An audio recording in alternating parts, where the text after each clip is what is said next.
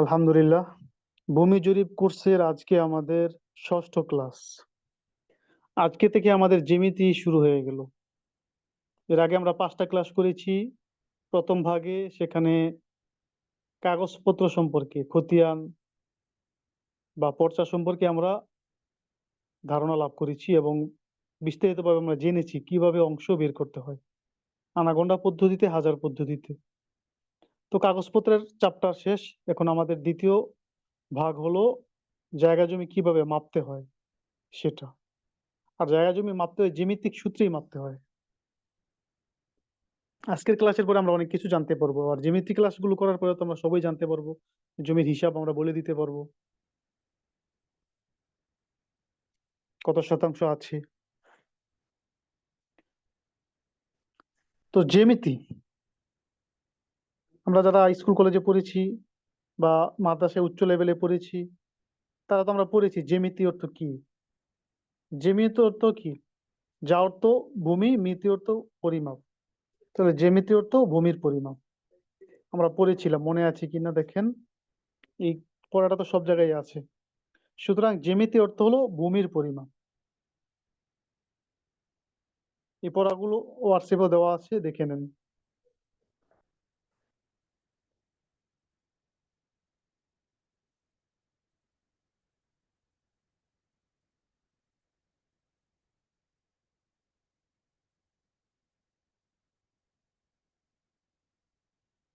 এই যে এখানে দেওয়া আছে, হ্যাঁ, যা শব্দের অর্থ ভূমি, মিতি শব্দের অর্থ পরিমাপ, অতএব জ্যামিতি শব্দের অর্থ হলো ভূমির পরিমাপ। ইংরেজিতে বলা হয় জিওমেট্রি। পারিভাষিক সংজ্ঞা: যে শাস্ত্র পাঠ করলে ভূমির পরিমাণ, অবস্থান, আয়তন ও ক্ষেত্রফল নিরঙ্কুশভাবে জানা যায় তাকে জ্যামিতি বলে। মানে জ্যামিতি বলতে সেই জমিটা কোথায় আছে, আয়তন কতটুকু, পরিমাণ কতটুকু, অবস্থান কোথায়, এবার ক্ষেত্রফল একদম নিরঙ্কুশভাবে জানা যায় তাকে জ্যামিতি বলে। আনুমানিক খ্রিস্টপূর্ব 3000 অব্দে মিশরীয় প্রাচীন মিশরীয় গ্রিক পণ্ডিত ইউক্লিড সর্বপ্রথম বিধিবদ্ধ 13 খণ্ডে জ্যামিতির ভিত্তিস্বরূপ একটি বিখ্যাত গ্রন্থ রচনা করেন। জমির সঠিক মাপ নির্ণয়ের নির্ধারণে জ্যামিতির কোনো বিকল্প নাই। আর জ্যামিতির সূত্র অনুযায়ী ম্যাপ ও খতিয়ান তৈরি করা হয়েছে। অতএব জ্যামিতিক সূত্র প্রয়োগ ছাড়া আনুমানিক সূত্রে জমির ক্ষেত্রফল নির্ণয় করলে মাপের ম্যাপের খতিয়ানের ফলাফলের সাথে অসঙ্গতি দেখা দিতে পারে। সুতরাং একজন আমিনের জন্য এটা কখনোই সমীচীন নয় যে জ্যামিতিক সূত্র উপেক্ষা করে নিজ ফর্মুলায় জমির কালি বা ক্ষেত্রফল নির্ণয় করবে। আবার অনেকেই জ্যামিতিক সূত্রে ব্যবহার করেন ঠিকই, তবে সুনির্দিষ্ট সূত্র প্রয়োগ না করে কিছু সহজ কমন সূত্র ব্যবহার করে। যেমন ভূমি গুণ উচ্চতা ভাগ 2 সমান ক্ষেত্রফল, এই সূত্রটা ব্যবহার করে। এই সূত্রটিকে সকল ত্রিভুজের ক্ষেত্রে এবং দৈর্ঘ্য গুণ প্রস্থ সমান ক্ষেত্রফল সূত্রটিকে যে কোনো চতুর্ভুজের ক্ষেত্রে ব্যবহার করে থাকেন, যা নিতান্তই ভুল। অনেকে হয়তো না জানার কারণে করেন, আবার অনেকে করেন তাড়াহুড়ার কারণে। তবে যে কারণে হোক না কেন, অবশ্যই সেটা পরিহারযোগ্য। অন্যথায় ফলাফল হবে ব্যতিক্রম, যা মানুষের হক নষ্ট করা, সমাজে ফিতনা সৃষ্টি করা, আমিন হয়েও আমানতের খেয়ানত করা সহ বিভিন্ন অনিষ্টতার জন্ম দিবে। সুতরাং সকলের সকলেই জ্যামিতির আলোচনাটি খুব ভালো করে মুখস্থ করবেন, আয়ত্ত করবেন। তো আমরা এখানে কিছু প্রাসঙ্গিক আলোচনা করলাম। তো জ্যামিতির সংজ্ঞা, জ্যামিতির পরিচয় তো আমরা জানলাম। এবার জ্যামিতির প্রকার, আমরা কত প্রকার। জ্যামিতি 5 ভাগে বিভক্ত। জ্যামিতি কয় প্রকার? 5 প্রকার। 1 নম্বর হলো ত্রিভুজ, 2 নম্বর চতুর্ভুজ, 3 নম্বর বহুভুজ, 4 নম্বর বৃত্ত, 5 নম্বর বৃত্তাভাস। সবাই মুখস্থ করে ফেলেন: ত্রিভুজ, চতুর্ভুজ, বহুভুজ, বৃত্ত, বৃত্তাভাস।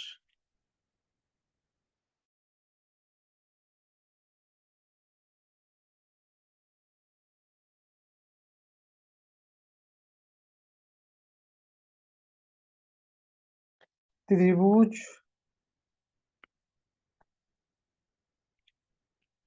চতুর্ভুজ,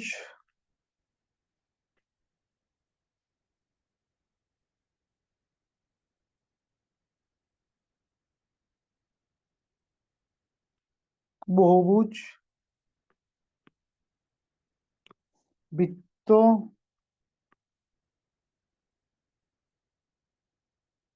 বৃত্তাভাস। সবাই মুখস্থ করেন। জ্যামিতি মোট 5 প্রকার: ত্রিভুজ, চতুর্ভুজ, বহুভুজ, বৃত্ত, বৃত্তাভাস।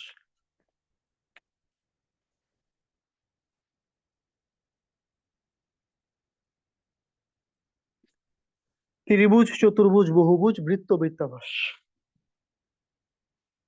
আশা করি মুখস্থ হয়েছে। এবার আমরা এক একটা করে এগুলো আমরা শিখবো, সব শিখবো।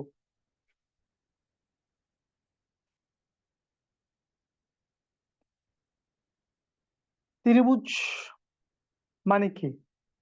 ত্রিভুজ মানে হলো তিনটি সরল রেখা দ্বারা সীমাবদ্ধ সমতল ক্ষেত্রকে ত্রিভুজ বলে। ত্রিভুজ দুই প্রকার। এক নম্বর হলো বাহুবেদী ত্রিভুজ, দুই নম্বর হলো কোণবেদী ত্রিভুজ। সবাই একটু পড়েন, বাহুবেদী ত্রিভুজ, কোণবেদী ত্রিভুজ, এবং এগুলো আমরা ছোটকালে পড়েছি সবাই, হ্যাঁ। আর তিনটা সরল রেখা, তিনটা সোজা রেখা দ্বারা সীমাবদ্ধ ক্ষেত্রকে ত্রিভুজ বলে। ত্রিভুজ প্রথমত দুই প্রকার, বাহুবেদী ত্রিভুজ, কোণবেদী ত্রিভুজ। প্রত্যেকটা আবার তিন প্রকার করে, মোট 6 প্রকার। প্রত্যেকটা 3 প্রকার করে, মোট 6 প্রকার। সমবাহু ত্রিভুজ, বাহুবেদী ত্রিভুজ 3 প্রকার: সমবাহু ত্রিভুজ, সমদ্বিবাহু ত্রিভুজ, বিষমবাহু ত্রিভুজ। তবে মুখস্থ করেন।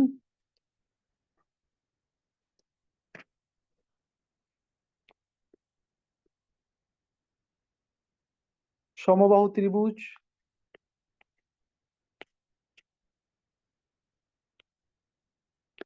সমদ্বিবাহু ত্রিভুজ,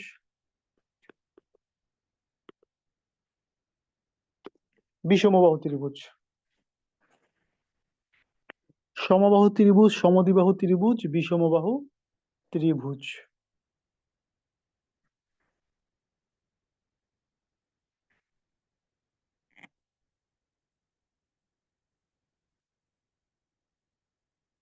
আশা করি সবার মুখস্থ হয়েছে।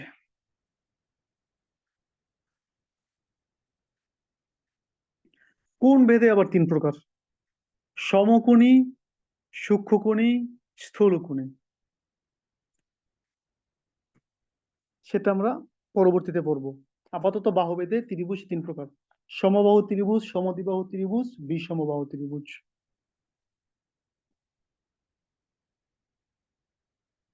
এখন আমরা এক একটা করে সব এই তিনটা আমরা পড়বো, হ্যাঁ। সমবাহু ত্রিভুজ, যে ত্রিভুজের 3টি বাহু পরস্পর সমান তাকে সমবাহু ত্রিভুজ বলে। যেমন চিত্রে এবিসি একটি সমবাহু ত্রিভুজ। ত্রিভুজের যে কোনো একটি কৌণিক বিন্দুকে শীর্ষবিন্দু ধরে তার বিপরীত বাহুকে ত্রিভুজের ভূমি ধরা যায়। আর কৌণিক শীর্ষবিন্দু থেকে উপরে ভূমির উপর স্বল্পতম দূরত্বে আঁকা লম্বকে ধরা হবে তার উচ্চতা। যেমন চিত্রে উল্লিখিত সমবাহু ত্রিভুজটির প্রতিটি বাহু সমপরিমাণ 90 ডিগ্রি এবং উচ্চতা 77.94। ক্ষেত্রফল কত?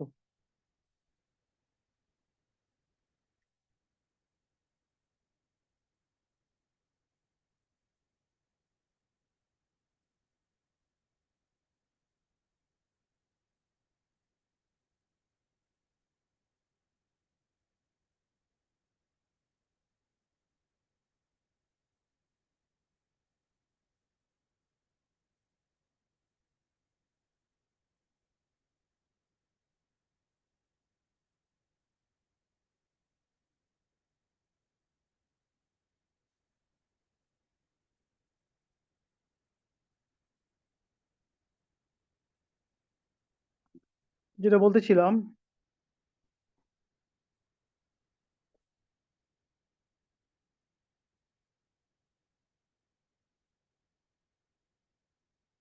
এখানে একটা ত্রিভুজ দেওয়া আছে।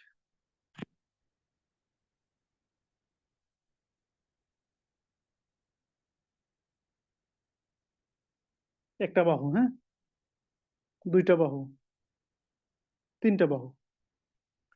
এই বাহুগুলোর নামকরণ করা যায়। যেমন যে কোনোটা আপনি এটা দিতে পারেন, এটাও দিতে পারেন, সমস্যা নাই।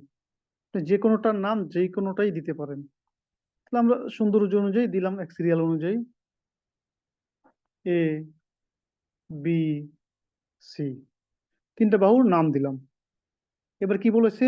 যে কোনো একটা কৌণিক বিন্দুকে, আসলে এই যে বাহুগুলা কি, 1 2 3, 3টা কোণের মধ্যে সৃষ্টি হয়, হ্যাঁ? বিন্দু, এই বিন্দুর থেকে বিন্দু গিয়ে মিলিত হয় বাহু। এই কৌণিক বিন্দুকে শীর্ষবিন্দু ধরে বিপরীত বাহুকে তার ভূমি বলা হয়। যদি আমরা এই বিন্দুটাকে এখানে যদি আমরা শীর্ষবিন্দু ধরি, তো এর বিপরীত বাহু হলো এটা, এটা হলো ভূমি। এটাকে যদি আমরা শীর্ষবিন্দু ধরি, বিপরীত বাহু এটা ভূমি। এটাকে যদি শীর্ষবিন্দু ধরি, বিপরীত বাহু এটা, এটা ভূমি। তাহলে এটা হলো সমবাহু ত্রিভুজ। প্রত্যেকটা বাহু এখানে 90 ফুট করে আছে, প্রত্যেকটা বাহু 90 ফুট করে আছে। 90 ফুট, 90 ফুট, 90 ফুট। তাহলে যেহেতু তিনটা বাহু সমান, এই জন্য এটার নাম হলো সমবাহু ত্রিভুজ। এখন একটা কোন বিন্দুকে শীর্ষবিন্দু ধরে বিপরীত বাহুকে কি ধরা হয়? ভূমি। তাহলে ভূমি থেকে ওই শীর্ষবিন্দু পর্যন্ত একটা দূরত্ব, যেটা এই যে দূরত্ব, এই দূরত্বটাকে বলে উচ্চতা। দূরত্বটা কি বলে? উচ্চতা। আপাতত যেটা বইয়ে দেওয়া আছে এটা আমরা শিখি। উচ্চতা এখানে দেওয়া আছে 77.94 ফুট।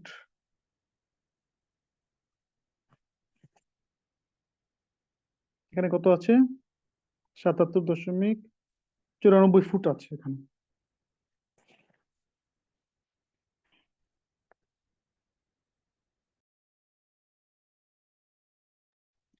77.94 ফুট। এখন এই যে একটা আমরা ত্রিভুজ পাইলাম, মাপজোপও পাইলাম, এখন এটা কিভাবে আমরা ক্ষেত্রফল নির্ণয় করব সেটা আমরা এখন দেখব। সূত্র কি? ক্ষেত্রফল নির্ণয়ের সূত্র এখানে লেখা আছে, দেখেন। একটা সূত্র আছে, বাহু স্কোয়ার ইন্টু √3/4 সমান ক্ষেত্রফল।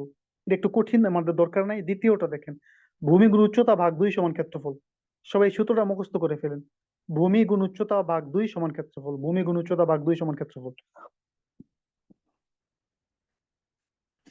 তাহলে ভূমি কত? 90। ভূমি গুণ উচ্চতা ভাগ 2। তাহলে ভূমি হইল 90, গুণ উচ্চতা কত? এই যে 77.94, হ্যাঁ, 77.94 ভাগ 2। 90 গুণ 77.94 ভাগ 2। 90 গুণ 77.94 ভাগ 2, 3507.3 বর্গ ফুট। ফুট গুণ ফুট সমান বর্গ ফুট, যেটাকে স্কোয়ার ফুট বলে, ঠিক আছে? এই বর্গ ফুট আমরা পাইলাম। তো 35.77 বর্গ ফুটে কত শতাংশ? আমরা জানি 435.6 বর্গ ফুট 1 শতাংশ। তাহলে 3507 বর্গ ফুটে কত শতাংশ? আমরা যে বর্গফুট বানাইলাম না, বর্গফুটটা হলো, ধরেন আটা খামিরা গলায় না, খামিরা। এরপরে এই বর্গফুট দিয়ে আপনি শতাংশ বানাইতে পারবেন, কাঠা বানাইতে পারবেন, বিঘা বানাইতে পারবেন। যদি আপনি 435.6 দিয়ে এই বর্গফুটটাকে ভাগ দেন, তাহলে শতাংশ হবে। 720 দিয়ে ভাগ দিলে কাঠা হবে। 14,400 দিয়ে ভাগ দিলে বিঘা হবে। তাহলে এখানে আমরা শতাংশ বানাই। তাহলে ভাগ 435.6 কত হইল? 8.05 শতাংশ, অর্থাৎ 8 শতাংশ, 5 পয়েন্ট জমি আছে। এই মাপের একটা ত্রিভুজে 90, 90, 90 তিনটা বাহু সমান, এই মাপের একটা ত্রিভুজে কত শতাংশ জমি আছে? 8 শতাংশ জমি আছে। তাহলে ত্রিভুজের ক্ষেত্রফল নির্ণয়ের সূত্র কি? ভূমি গুণ উচ্চতা ভাগ 2 সমান ক্ষেত্রফল। আচ্ছা, একটু কে কে বুঝেছেন হাত উঠান তো দেখি।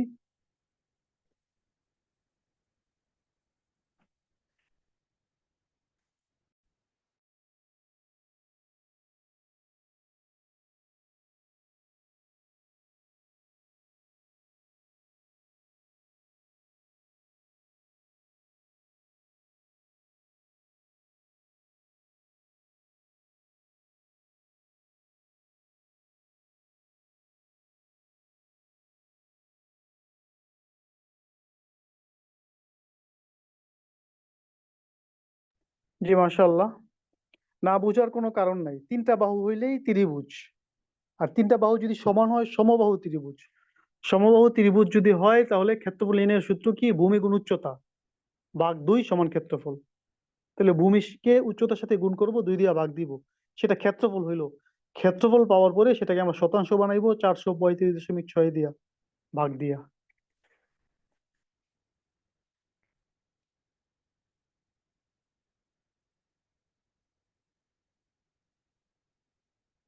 তাহলে আশা করি যে কোনো ত্রিভুজ, সমবাহু ত্রিভুজ আসবে, আমরা এইভাবে কি করব, অঙ্ক করব, হিসাব করব, বের করব।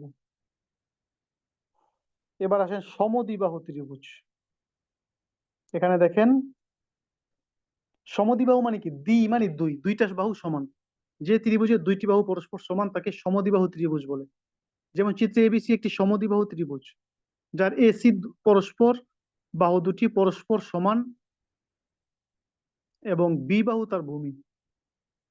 উল্লেখিত ত্রিভুজের বাহু দুটি 90 ফুট করে, ভূমি 100 এবং উচ্চতা আছে 74.83। ক্ষেত্রফল কত?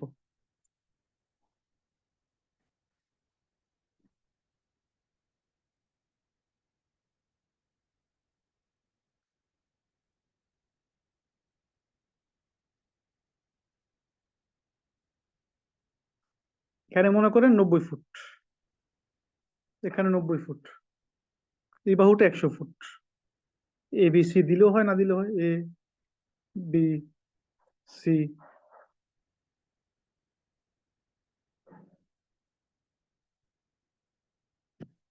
এটার ওইরকমই উচ্চতা, হ্যাঁ, একটা বাহুকে ভূমি ধরে আর একটা কি হয়, উচ্চতা হয়। তো নিচেরটা কি আমরা ভূমি ধরি, উচ্চতা কত আছে, 74.83।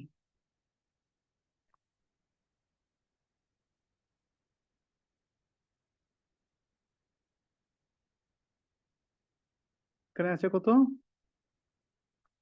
74.83। এবার এটার ক্ষেত্রফল, এই যে আমরা একটা পাইলাম, যেহেতু আমরা দেখলাম দুইটা বাহু এখানে 90 আছে, 90 90, একটা আছে বেশি 100। তো দুইটা যেহেতু 90, তাহলে আমরা বুঝে নিব এটা কি সমদ্বিবাহু, দুইটা বাহু সমান, সমান দুইটা সমান, এই জন্য সমদ্বিবাহু ত্রিভুজ। যখন সমদ্বিবাহু ত্রিভুজ হবে তখন আমরা এটার ক্ষেত্রফল নির্ণয়ের সূত্র দেখি, আমরা ওইভাবে ক্ষেত্রফল বের করব। সূত্র কি, এখানেও একই সূত্র, হ্যাঁ। প্রথম সূত্রটা একটু কঠিন, এটা দরকার নাই। দ্বিতীয় সূত্রটা একই সূত্র, ভূমি গুণ উচ্চতা ভাগ 2 সমান ক্ষেত্রফল। সবাই দেখেন, ভূমি গুণ উচ্চতা ভাগ 2 সমান ক্ষেত্রফল। তাহলে ভূমি কত আছে 100, উচ্চতা 74.83। ভূমি আছে 100, উচ্চতা 74.83 ভাগ 2।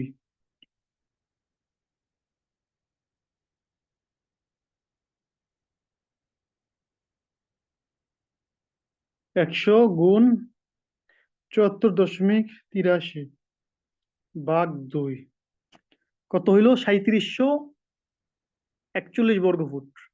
এটাকে শতাংশ বানাবো কত দিয়ে, ভাগ 435.6 দিয়ে ভাগ করলাম, হয়ে গেল শতাংশ 8.58, অর্থাৎ 8 শতাংশ, 58 পয়েন্ট, 8.5 শতাংশের একটু বেশি।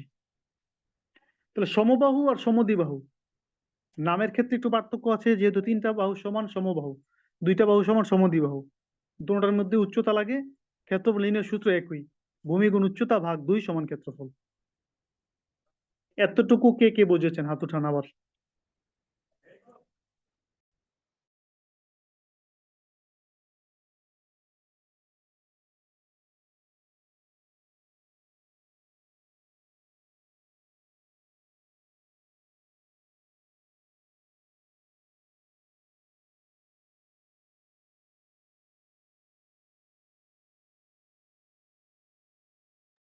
জি, মাশাআল্লাহ।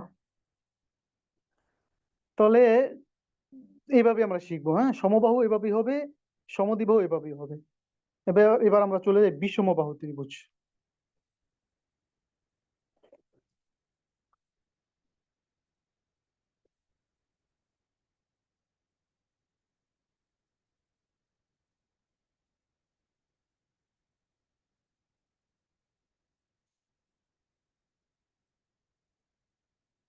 বিষম মানে কি, যে ত্রিভুজের তিনটি বাহুই পরস্পর অসমান তাকে বিষমবাহু ত্রিভুজ বলে। মানে কোনটার সাথে কোনটার মিল নাই, সমান নাই, এটাই বিষম। বাস্তবতা নিরিখে এটি একটি বহুল ব্যবহৃত ত্রিভুজ। বলতে গেলে প্রায় 90% ত্রিভুজ আকৃতির জমি এই বিষমবাহুতে বিদ্যমান, 90% এই বিষমবাহুতে বিদ্যমান। আবার এর নিজস্ব প্রথম সূত্রটি এমন এক মহাসূত্র যার দ্বারা যে কোনো প্রকার ত্রিভুজের একুরেট ক্ষেত্রফল বের করা সম্ভব। ফলে ত্রিভুজের সূত্রমালা একে সূত্রপতি বলা হয়। অতএব যে কোনো ত্রিভুজের তিনটি বাহু জানা থাকলেই উক্ত সূত্রে সঠিক ক্ষেত্রফল বের করা যায়।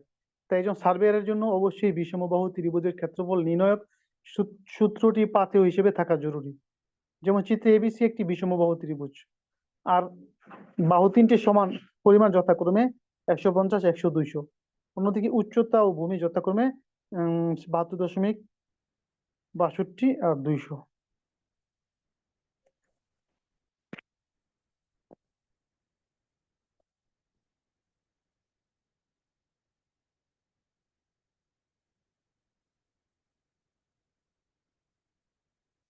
এই বাহুটা 100, এই বাহুটা 150, এই বাহুটা 200।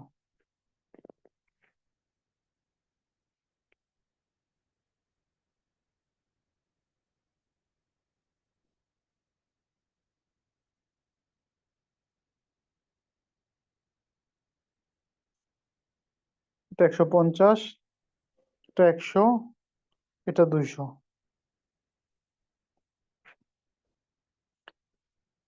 এটারও ভূমি উচ্চতা বের করেছে। ভূমি 200 ধরছে, উচ্চতা ধরছে 72.62। মাপার পরে এটা পাওয়া গেছে। হ্যাঁ, তাহলে এটা হলো ভূমি, এই বরাবর হলো উচ্চতা 72.62।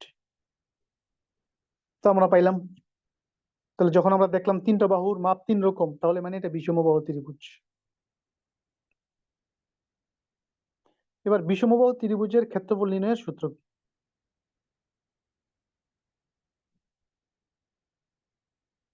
বিষমবাহু ত্রিভুজের ক্ষেত্রফল নির্ণয়ের সূত্র দেখেন, a plus b plus c divided to equal s root over s into s minus a into s minus b into s minus c সমান ক্ষেত্রফল, ইকুয়াল ক্ষেত্রফল।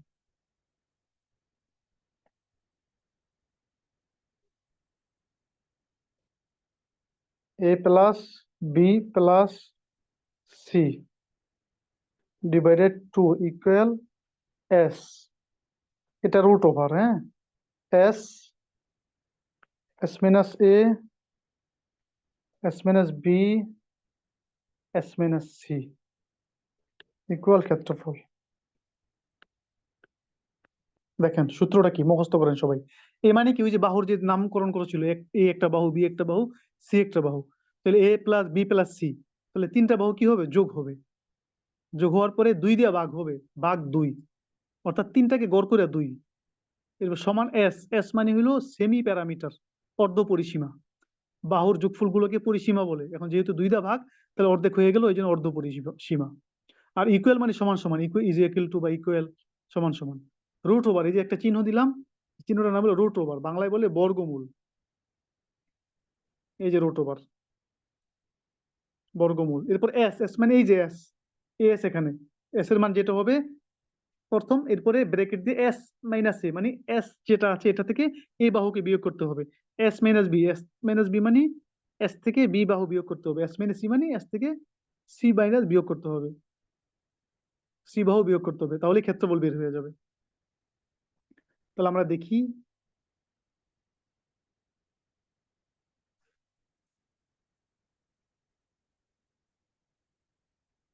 একশো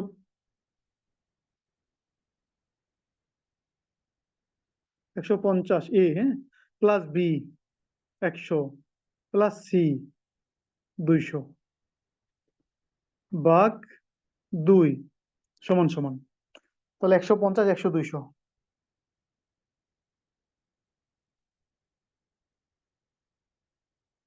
150 যোগ 100 যোগ 200 কত হইল, 450।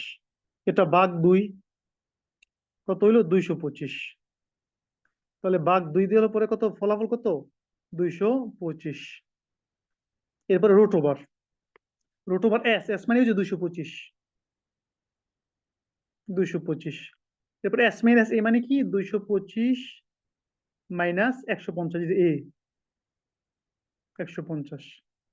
এস মাইনাস বি মানে 225 ভাগ 100, 100। এস মাইনাস সি মানে কি, 225 মাইনাস এই যে 200 সি, এটা। তো রুট ওভার আবার দিলাম, দেওয়ার পরে 225 লিখলাম। এরপরে এই যে 225 থেকে 150 বিয়োগ করলে কত হয়, -150। 75 হয়, 75। ব্রেকেট উঠে দিলে গুণ চিহ্ন বসে, গুণ চিহ্ন দিলাম। 225 থেকে 100 বিয়োগ করলে 125, ব্রেকেট উঠে দিলাম, গুণ চিহ্ন দিলাম। 225 থেকে 200 বিয়োগ করলে শুধু 25, রুট ওভার দিলাম। এবার এগুলো সব গুণ করতে হবে, হ্যাঁ। 225 75, 125 25, 225 গুণ 75 গুণ 125 গুণ 25, এই যে করলাম। তাহলে এখানে কত হইল? 52, 73, 43, 75। ফলটা কত হইল? 52, 73, 43, 75। এখন এটার উপরে কি করতে হবে? এটা লিখলাম 52, 73, 43, 75। এটার রুট ওভার চাপতে হবে, রুট ওভার চাপলে ফলাফল বের হয়ে যাবে।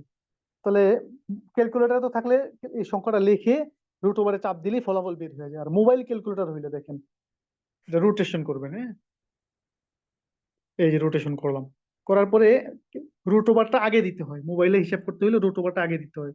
কেটে দিলাম, এই যে রুট ওভার দিলাম, দেখছেন রুট ওভার কত? 52,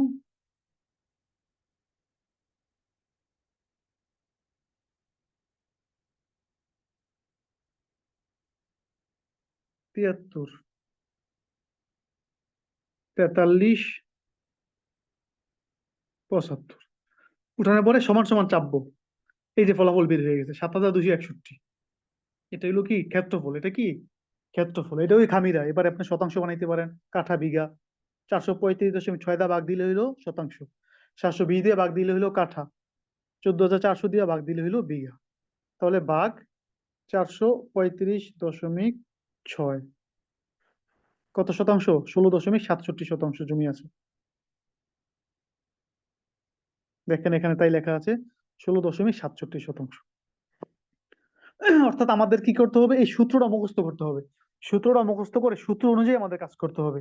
সূত্রটা আমি যেভাবে বলি দেখেন এভাবে মুখস্থ করবেন, এটা আজীবন মনে রাখবেন। তাহলে ত্রিভুজের 6 প্রকারের যে কোনো প্রকার আসবে আপনি অনায়াসে শুধু এই সূত্র দিয়ে আপনি ফলাফল বের করতে পারবেন।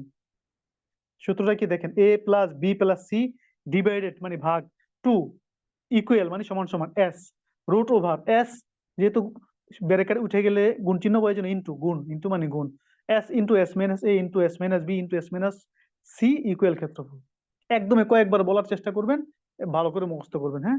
এ plus B plus C divided to equal S root over S into S minus A into S minus B into S minus C equal ক্ষেত্রফল। তাহলে যদি আপনি ভালো করে মুখস্থ করতে পারেন তাহলে এই অনুযায়ী কাজ করতে পারবেন।